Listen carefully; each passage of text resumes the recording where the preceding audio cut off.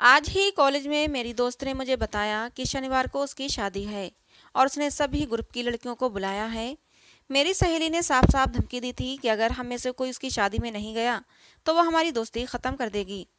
सब लड़कियां प्लानिंग कर रही थीं कि शादी में कौन से कपड़े पहनेंगी, लेकिन मैं तो ये सोच सोच कर उदास हो रही थी कि मेरे पास तो शादी में पहनने के लिए कपड़े ही नहीं थे। अगर पुराने कपड़ों में चली जाती तो मेरी गरीबी सबके सामने खुलकर आ जाती और मेरी गरीबी का मजाक बने, ये मुझे बिल्कुल पसंद नहीं था। वैसे तो मैं सरकारी कॉलेज में पढ़ती थी और मेरा मानना था कि सरकारी कॉलेज में पढ़ने वाली सारी लड़कियां मेरी जैसी ही होंगी, लेकिन मेरा ये ख्याल गलत था। मेरे साथ पढ़ने वाली बहुत सी लड़कियां ऐसी थीं जो बहुत ही अमीर घराने से ताल्लुक़ रखती थीं। मैंने मन में ठान लिया कि शादी से एक दो दिन पहले मैं कोई बहाना कर दूंगी और शादी में नहीं जाऊंगी। उदास और थकी हारी मैं जब घर पहुंची तो मैंने अपनी बड़ी बहन को दुल्हन के जोड़े में देखा। बहन को दुल्हन के ड्रेस में देखकर मैं हैरान हो गई। मैं बोली, दीदी आप इतना तैयार होकर कहाँ जा रही हैं? मेरी दीदी मुझे देखकर एकदम से घबरा गई। फिर बोली, कुछ नहीं, बस मैं नहाने जा रही थी। इतना कहकर वो बाथरूम में घुस गई। मैं अपनी ही उलझन में उलझी हुई थी, इसलिए मैंने ज़्यादा ध्यान नहीं दिया और सर झटक कर कमरे में आ गई। मैंने न जाने क्या सोचकर अलमारी खोली। मैंने सोचा शायद कोई भूला बिसरा सूट ही निकल आए जो मैं शादी में पहन सकूं। वैसे इस बात की उम्मीद तो बहुत ही कम थी, लेकिन मैं भौचंकी रह गई जब अलमारी में सामने ही दो तीन नए सूट पड़े थे। सूट बहुत ही अच्छे थे, उन पर कढ़ाई भी की गई थी जो बहुत ही प्यारी लग रही थी। ये सूट मेरे तो नहीं थे, हो सकता है दीदी के हों। मैं खुश हो गई। मैंने सोचा दीदी से एक दो दिन के लिए मांग लूंगी और शादी में पहनकर चली जाऊंगी। मैं दीदी के बाहर आने का इंतजार करने लगी कि कब दीदी बाहर आएं और कब मैं उनसे कपड़ों के बारे में बात करूं। लेकिन दीदी थी कि बाथरूम से बाहर आने का नाम ही नहीं ले रही थी। मैं परेशान होकर कमरे से बाहर आ गई और इधर उधर टहलने लगी। अब मुझे हल्का हल्का गुस्सा भी आने लगा था। दीदी को बाथरूम में गए हुए पूरे 3 घंटे हो चुके थे। मैं बाथरूम का दरवाज़ा खटखटाने के इरादे से आगे बढ़ी तो मुझे बाथरूम के अंदर से दीदी के रोने की आवाज़ सुनाई दी। मैं हैरान और परेशान थी कि आखिर ये सब क्या हो रहा है। मैंने दरवाजे पर दस्तक दी तो थोड़ी देर बाद ही दीदी बाथरूम से बाहर आ गईं और मुझसे लिपटकर रोते हुए बोली, देखो सिमरन, आज भी मेरी शादी नहीं हुई। मैं कितनी बदनसीब हूँ। मुझे अपनी दीदी की दिमागी हालत पर शक होने लगा। भला बाथरूम में किसकी शादी होती है? मैंने अपनी दीदी से पूछा, दीदी आपने नहा लिया? मेरी दीदी हाँ में सर हिलाते हुए अपने कमरे में चली गई। मैं भी दीदी के पीछे पीछे कमरे में आ गई। मैंने दीदी से कहा, दीदी मेरी सहेली की शादी है, अगले हफ्ते उसने मुझे स्पेशली दावत दी है। अगर मैं नहीं गई तो वो मुझसे नाराज़ हो जाएगी। मेरी बात सुनकर दीदी मुझे हसरत से देखने लगी। बोली, देखा सिमरन, सब लड़कियां कितनी खुशनसीब हैं। हम ही बदनसीब हैं जो हमारी शादी नहीं हो रही। ना हमारे लिए रिश्ते आते हैं, ना हमारी शादी होती है। दीदी की बातों से मुझे उलझन होने लगी। दीदी की आदत थी कि चाहे कोई भी बात हो, दीदी घुमा फिराकर बात अपनी शादी पर ले आती थीं। मेरी समझ में नहीं आता था कि आखिर दीदी को अपनी शादी का इतना शौक क्यों है। मैंने दीदी की बातों को इग्नोर करते हुए कहा, दीदी वो सब छोड़ो, ये बताओ कि मेरी सहेली की शादी में पहनने के लिए मेरे पास कपड़े नहीं हैं। मैं कौन से कपड़े पहनूंगी? दीदी ने मेरी बातों का कोई जवाब नहीं दिया। वो अपनी ही सोचों में गुम थीं। मैंने फिर दीदी को टोका, दीदी मैंने आपकी अलमारी में कुछ कपड़े देखे हैं। अगर वो कपड़े आप मुझे उधार दे देंगी तो मैं आपकी बहुत शुक्रगुजार रहूंगी। मेरी बात सुनकर दीदी के माथे पर बल पड़ गए। गुस्से से कहने लगी, खबरदार, जो तुमने उन कपड़ों को छुआ भी तो। कपड़े मैंने अपनी शादी के लिए बना कर रखे हैं। तुम्हें तो पता ही है कि हमारे घर के हालात कैसे हैं। अगर कल को मेरी शादी तय हो गई तो फिर मैं कपड़े कहाँ से लाऊंगी? मैं दीदी के सामने गिड़गिड़ाने लगी, प्लीज़ दीदी एक बार पहनने के लिए दे दो। एक बार पहनकर धोकर रख दूंगी, बिल्कुल भी ख़राब नहीं करूंगी। मेरी बात सुनकर दीदी गुस्से से बोली, खबरदार, उन कपड़ों को हाथ भी मत लगाना, नहीं तो मुझसे बुरा कोई नहीं होगा। ये सुनकर दीदी सर से पैर तक चादर ओढ़कर लेट गईं। मेरी बात का कोई जवाब नहीं दिया और मैं अपने नसीब को रोने लगी। हमारे घर के हालात बहुत ख़राब थे। मेरी माँ एक फैक्ट्री में काम करती थी और मेरे पिता कई सालों से बिस्तर से लगे हुए थे क्योंकि उन्हें पैरालिसिस अटैक हुआ था।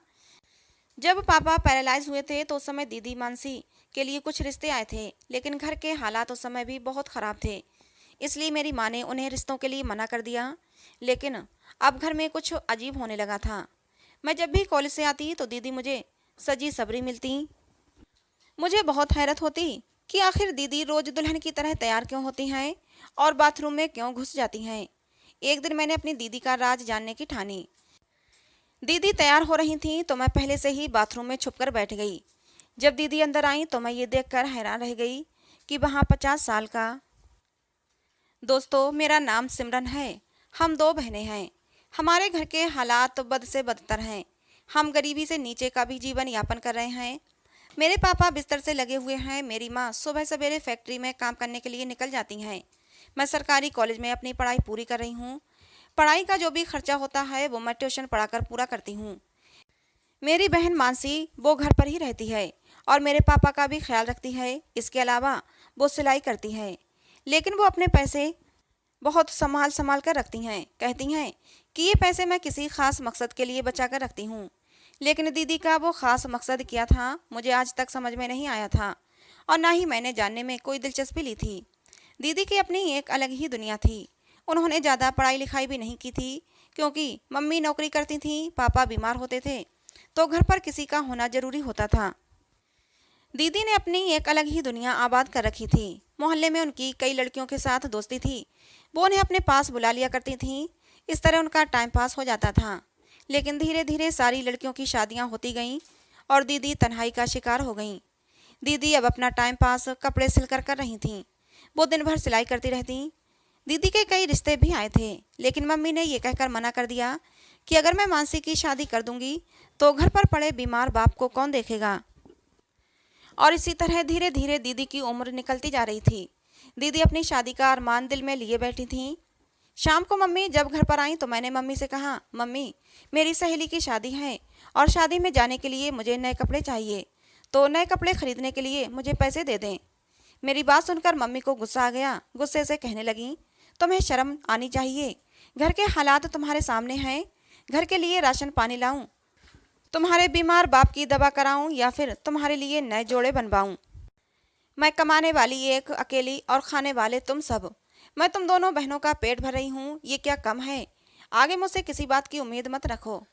मम्मी की बात सुनकर मुझे भी गुस्सा आ गया। मैंने कहा, मम्मी, आप दीदी की शादी कर दो। उनकी शादी की उम्र निकलती जा रही है। दीदी की शादी हो जाएगी तो एक खाने वाला कम हो जाएगा। अभी ये बातें हो ही रही थीं कि दीदी अंदर कमरे से बाहर आईं और गुस्से से कहने लगीं, सिमरन, तुम ये मत समझो कि हमारी माँ हमारी शादियाँ कर देंगी। अगर तुम ये समझ रही हो तो ये तुम्हारी गलतफहमी है। हमारी माँ हम दोनों की शादियाँ कभी नहीं करेंगी। ये हमें हमेशा इसी घर में बिठा कर रखेंगी और बूढ़ा कर देंगी। पता नहीं, शायद इन्होंने हमारा अचार डालना है। मेरे सर में तो सफ़ेद बाल चमकने ही लगे हैं। कुछ दिनों में तुम्हारे बालों में भी सफ़ेदी चमकने लगेगी। फिर लगाया करना सबसे छुप छुप कर बालों में कलर। मानसी दीदी की बात सुनकर मम्मी गुस्से से बोली, तुम्हें शर्म नहीं आती अपने मुंह से अपनी शादी की बात करते हुए? तुम्हें डूबकर मर जाना चाहिए। नहीं है मेरी नज़र में कोई अच्छा रिश्ता, फिर किससे करूं तुम्हारी शादी? अगर तुम कहो तो किसी पेड़ से कर दूं। मम्मी की बात सुनकर मानसी दीदी गुस्से से फट पड़ी। कहने लगी, मम्मी, पूरा दिन मैं घर पर ही होती हूँ। इस घर में कब क्या होता है मुझे सब पता होता है। अभी पिछले दिनों एक रिश्ता आया था, आपने उस रिश्ते को इनकार क्यों किया? क्या उस रिश्ते के इनकार की वजह मैं जान सकती हूँ? जहाँ दीदी की बात सुनकर मुझे हैरत हुई थी, वहीं दीदी की बात से मम्मी थोड़ा घबरा गई थीं। वो घबराकर इधर उधर देखने लगी थीं। ऐसा लग रहा था जैसे उनकी कोई चोरी पकड़ी गई हो। फिर खुद को संभालते हुए बोली, किसी मजबूरी के तहत मैंने तुम्हारी शादी नहीं की। हर माँ बाप की कुछ मजबूरी होती हैं। सारे माँ बाप चाहते हैं कि उनकी औलाद खुश रहे और मैंने तुम्हारी बेहतरी के लिए ही ये सब कुछ किया है। इसमें मेरी क्या भलाई है, मैं जान सकती हूँ। मम्मी ने मानसी दीदी की बात का कोई जवाब नहीं दिया और बात को ख़त्म करने के इरादे से उठकर कमरे में चली गईं। साथ ही साथ मम्मी बड़बड़ा भी रही थीं कि न जाने इस लड़की को शादी का इतना शौक क्यों है। सिमरन भी तो है, उसके मुंह से तो कभी शादी का नाम नहीं सुना। मम्मी के मुंह से अपनी तारीफ सुनकर मैं खुश तो हो गई, लेकिन दिल थोड़ा अजीब सा हो रहा था। पता नहीं मामला क्या था और उस मामले में कसूरवार कौन था, मम्मी या फिर दीदी। मैंने अपना सर झटक दिया, क्योंकि इन सब बातों को गौर करने के लिए मेरे पास टाइम नहीं था। गौर करने के लिए मेरे पास कुछ और भी काम थे। मुझे अपनी सहेली की शादी की धुन सवार थी। मैं प्लानिंग करने लगी कैसे दीदी को राजी करूं, जिससे कि वो मुझे अपना सूट शादी में पहनने के लिए दे दें। और उसका एक ही तरीका था कि मैं दीदी की साइड रहूं, उनकी हाँ में हाँ मिलाती रहूं। कॉलेज जाती तो मेरी सहेलियां शादी की बातें करती, घर आती तो दीदी की रोनी सूरत देखती कि मेरी शादी नहीं हो रही। मैं तो अजीब ही उलझन में फंसी हुई थी। मुझे लगने लगा इंसान का शायद असली मकसद शादी करना ही है। वो शादी करने के लिए ही इस दुनिया में आया है। उस दिन मैं कॉलेज से घर आई तो दीदी फिर से मुझे दुल्हन के कपड़ों में सजी सबरी मिली। वो तैयार होकर जल्दबाजी में कमरे से बाहर निकल रही थीं। मुझ पर जैसे ही नज़र पड़ी वो एकदम से खुश हो गईं और बोली, मैं कैसी लग रही हूँ। दीदी को ऐसी हालत में देखकर मुझे कुछ अजीब लगा था, लेकिन मुझे दीदी से मतलब था। मुझे दीदी से कपड़े लेने थे, इसलिए मैंने झूठ मूठ कह दिया कि दीदी आप बहुत सुंदर लग रही हैं। मेरी बात सुनकर दीदी शर्मा गईं और शर्माते हुए बाथरूम में घुस गईं। मैं कमरे में आई, यूनिफॉर्म बदलकर खाना खाने बैठ गई। अभी थोड़ी ही देर हुई थी कि पापा के कमरे से कराहने की आवाज़ें आने लगीं। पापा बोल नहीं सकते थे, लेकिन गूं गां की आवाज़ें आ रही थीं। पापा का एक हाथ सही था और उसी एक हाथ से वो इशारे करते थे और अपनी बात को समझाते थे। मुझे भी उसी हाथ से इशारे से अपने पास बुलाया और इशारे से कहने लगे, मानसी हर रोज़ दुल्हन का जोड़ा क्यों पहनती है? क्या मानसी ने शादी कर ली है? मैंने कहा, नहीं पापा, मानसी दीदी ने शादी नहीं की है। मेरी बात सुनकर पापा ने इशारे से कहा, तुम अपनी दीदी पर निगाह रखना कि वो क्या करती है, लेकिन एक बात का ध्यान रखना, ये बात अपनी माँ को मत बताना, उससे छुपा कर ही रखना। मैंने कहा, ऐसा क्यों कह रहे हैं पापा? माँ से छुपा कर क्यों रखूँ? पापा बोले, इसलिए अगर तुम्हारी माँ को ये सब बातें पता चल गईं तो वो तुम्हारी बहन मानसी को जान से मार देगी। पापा की बातें सुनकर मुझे अजीब सी उलझन होने लगी। मैं बाहर आ गई, दीदी अभी तक बाथरूम में थीं। मैं बाथरूम के पास गई, कान लगाकर कुछ सुनने की कोशिश की, लेकिन कुछ भी सुनाई नहीं दे रहा था। ना ही पानी गिरने की आवाज़ आ रही थी, ना ही कोई हलचल थी। मुझे बहुत अजीब लग रहा था। फिर दीदी इतनी देर तक बाथरूम में क्या करती हैं? यही सोचती मैं आकर अपने बिस्तर पर लेट गई, क्योंकि अभी थोड़ी देर में ट्यूशन के बच्चे आ जाते, फिर मुझे आराम नसीब कहाँ होता। लेकिन दिमाग में अभी तक दीदी के ख्याल ही घूम रहे थे। मैंने सोचा, अब दीदी बाहर आएंगी तो उनसे इस बारे में बात जरूर करूंगी। मेरे दिमाग में कई सवाल उठ रहे थे कि पता नहीं दीदी ये सब कब से कर रही हैं। तभी तो पापा को सब कुछ मालूम है। हो सकता है मेरे कॉलेज जाने के बाद दीदी दुल्हन बनकर पूरे घर में घूमती हों, इसीलिए पापा ने आज मुझसे ये बात कही थी। मामला बहुत ज़्यादा पेचीदा लग रहा था। मुझे मामले की तह तक पहुंचना था, लेकिन कैसे समझ में नहीं आ रहा था। बस सुई एक ही जगह पर आकर अटक जाती थी कि आखिर दीदी ऐसा क्यों करती हैं। मैं इन्हीं ख्यालों में खोई हुई थी। अभी थकान भी नहीं उतरी थी कि ट्यूशन के बच्चे आने लगे। मैं उन्हें पढ़ाने के लिए बैठ गई। बच्चों को पढ़ाते पढ़ाते बच्चों की छुट्टी का टाइम भी हो गया, लेकिन दीदी बाथरूम से नहीं निकली। अब मुझे टेंशन हो रही थी। जब सारे बच्चे चले गए तो मैं बाथरूम के पास गई और ज़ोर ज़ोर से दरवाज़ा बजाने लगी, लेकिन अंदर से कोई आवाज़ नहीं आई। मैं दोबारा दरवाज़ा बजाने वाली थी कि तभी मुझे अंदर से दीदी के रोने की आवाज़ सुनाई दी। दरवाज़ा खुला, दीदी बाहर आईं। दीदी मुझसे लिपट कर रोने लगीं और कहने लगीं, देखो सिमरन, आज भी मेरी शादी नहीं हुई। तुमने तो कहा था कि मैं बहुत प्यारी लग रही हूँ, लेकिन आज भी मैं नाकाम रही। आज भी मेरी शादी नहीं हुई। दीदी की बात सुनकर मैं बहुत ज़्यादा परेशान हो गई। मैंने दीदी से कहा, दीदी बाथरूम में आपकी शादी कैसे होगी भला? आपकी शादी के लिए हमें बाहर कोई रिश्ता देखना होगा, तभी तो तुम असल में दुल्हन बन सकोगी। मेरी बात सुनकर दीदी की आंखों में आंसू आ गए। वो मुझे गले से लगाते हुए बोली, सिमरन, मम्मी हमारी शादी कभी नहीं होने देंगी, इसलिए मैं अपने तरीके से रिश्ता ढूंढ रही हूँ। अपने साथ साथ मैं तुम्हारे लिए भी रिश्ता ढूंढती हूँ। देखना, एक दिन मैं हम दोनों के लिए रिश्ता ढूंढने में ज़रूर कामयाब होंगी। ये कहकर दीदी कमरे में चली गईं। मुझे दीदी की दिमागी हालत पर शक होने लगा था। मेरी आंखों में भी आंसू आ गए। ये उम्र ऐसी तो नहीं थी कि दीदी बहकी बहकी बातें करने लगें, लेकिन इंसान हालात के आगे मजबूर हो ही जाता है। हालात पता नहीं इंसान को किस डगर ले जाएं, पता नहीं चलता। मम्मी ने दीदी की पढ़ाई भी पूरी नहीं होने दी थी और दीदी के लिए आए हुए रिश्तों को भी मम्मी ने मना कर दिया था। इसलिए हो सकता है कि दीदी के मन में मम्मी के लिए गुस्सा हो।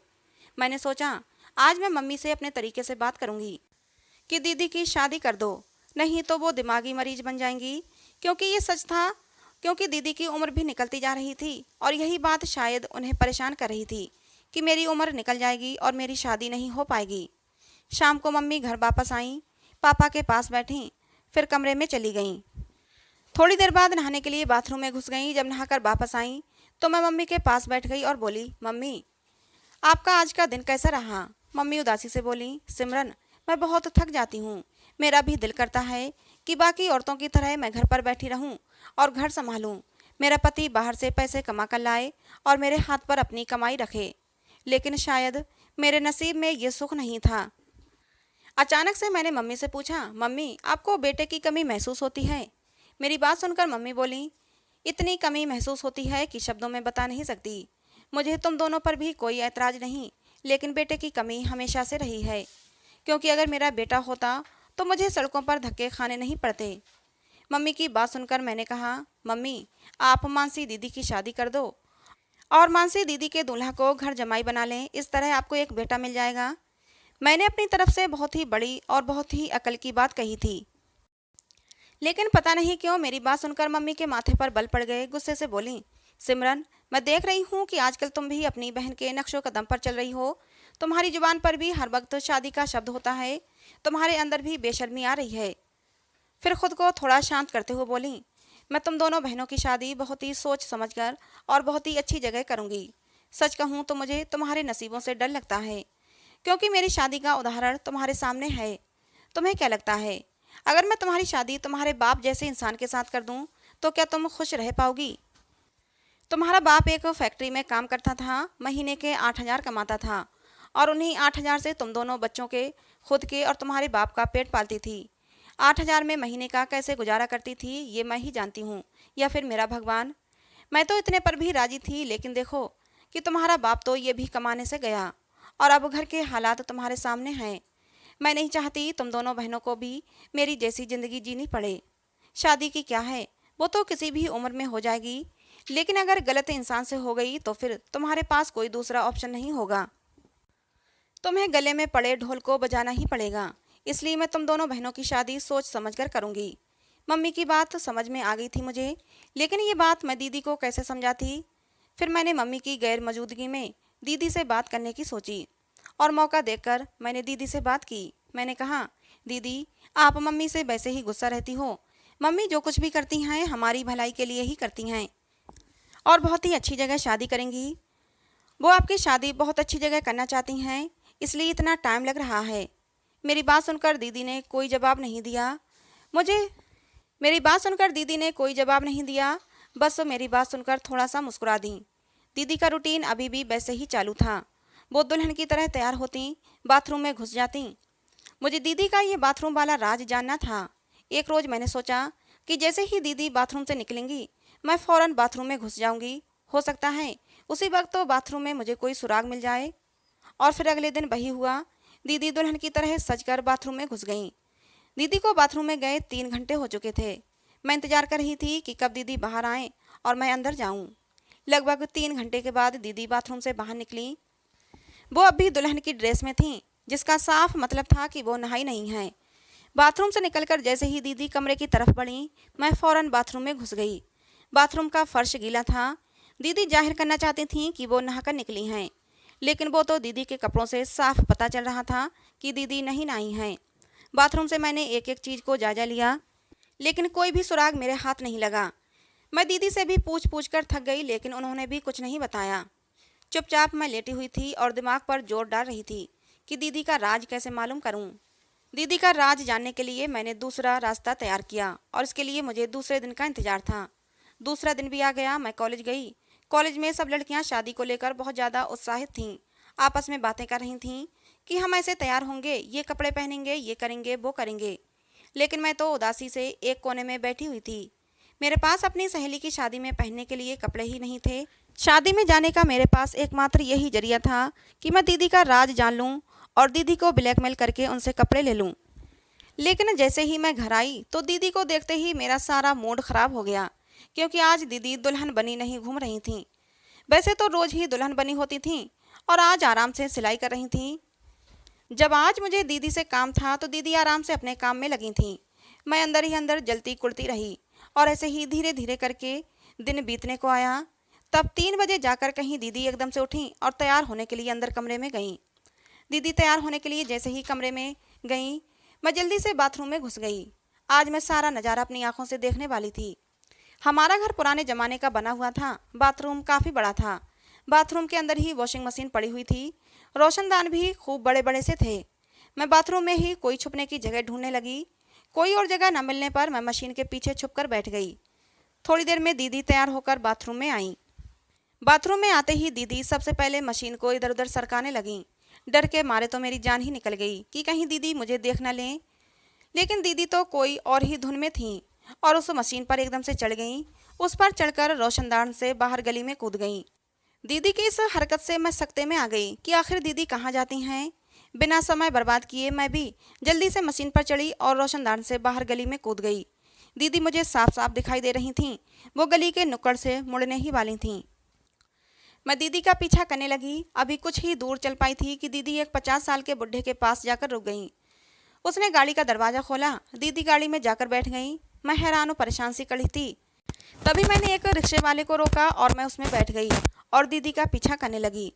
दीदी की गाड़ी एक घर के सामने जाकर रुक गई। दीदी और वो आदमी घर के अंदर चले गए।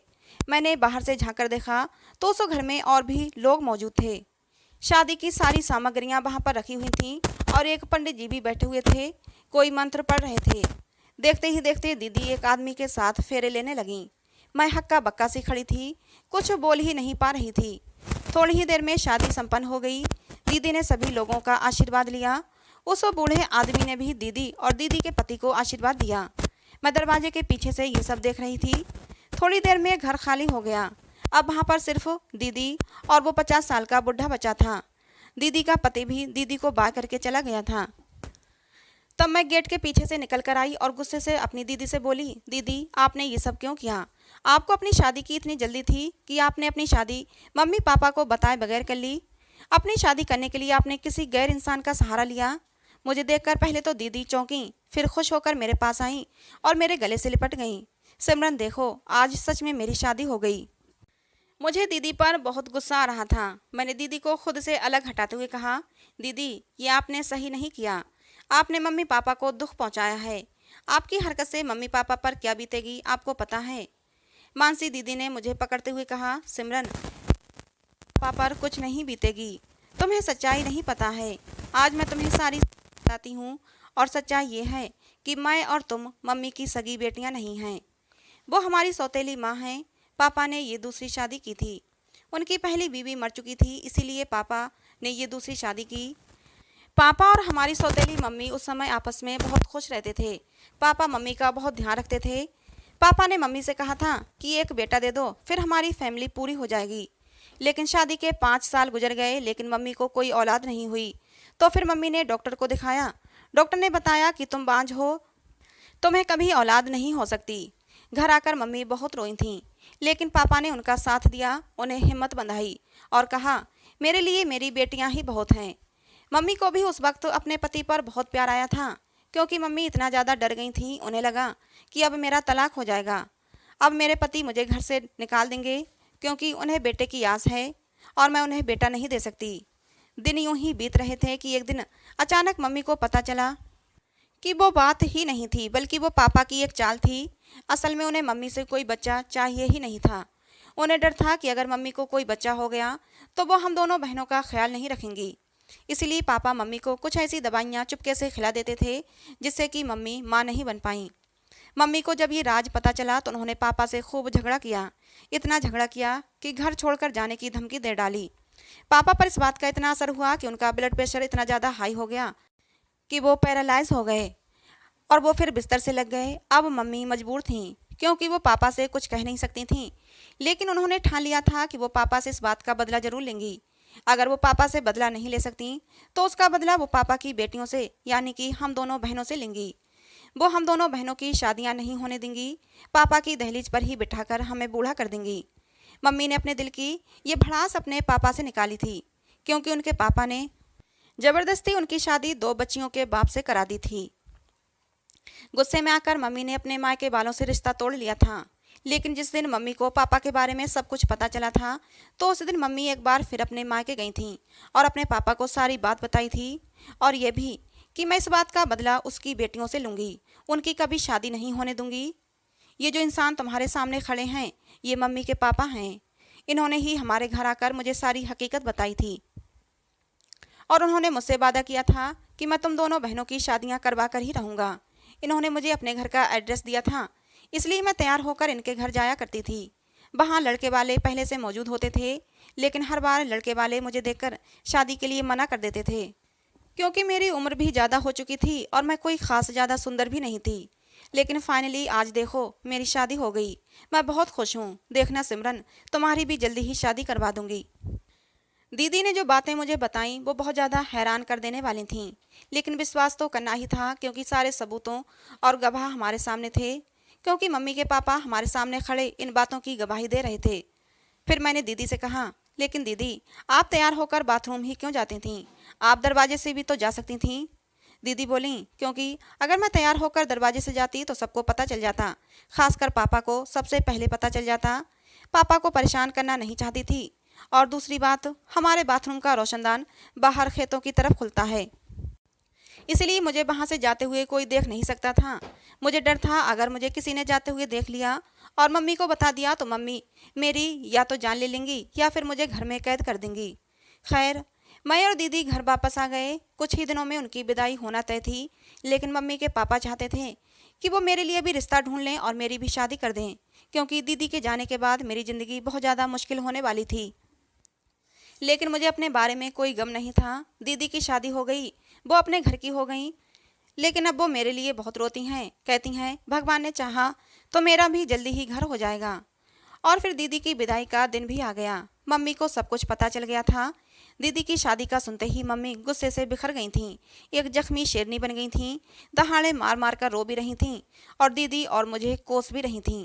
खैर, दीदी तो विदा होकर अपनी ससुराल चली गईं। अब मम्मी के गुस्से का निशाना मैं बनती हूँ। वो हर वक्त गुस्से में रहती हैं, मुझे हर तरह से परेशान करने की कोशिश करती हैं, लेकिन मैं चुपचाप उनकी सारी यातनाओं को सह लेती हूँ, क्योंकि मैं खुद को मम्मी की जगह रखकर सोचती हूँ तो मुझे लगता है कि मम्मी के साथ जो भी हुआ वो गलत हुआ था। तो आखिर उन्हें अपना गुस्सा निकालने का तो हक है ही। हो सकता है मम्मी का गुस्सा कभी प्यार में बदल जाए, उनके अंदर की ये भड़ास कभी निकल जाए और उनके अंदर मोहब्बत के फूल खिल जाएं। मैं इंतजार में हूँ और इंतजार के सिवा कुछ नहीं कर सकती। दोस्तों, आपको क्या लगता है, क्या मुझे मम्मी के जुल्मों को सहते रहना चाहिए या फिर दीदी की तरह चुपके से शादी कर लेना चाहिए? अपनी राय कमेंट बॉक्स में ज़रूर बताना। कहानी को सुनने के लिए आप लोगों का बहुत बहुत धन्यवाद। कहानी पसंद आई हो तो लाइक कर देना। ऐसे ही और कहानियों के लिए हमारे चैनल को भी सब्सक्राइब कर लेना।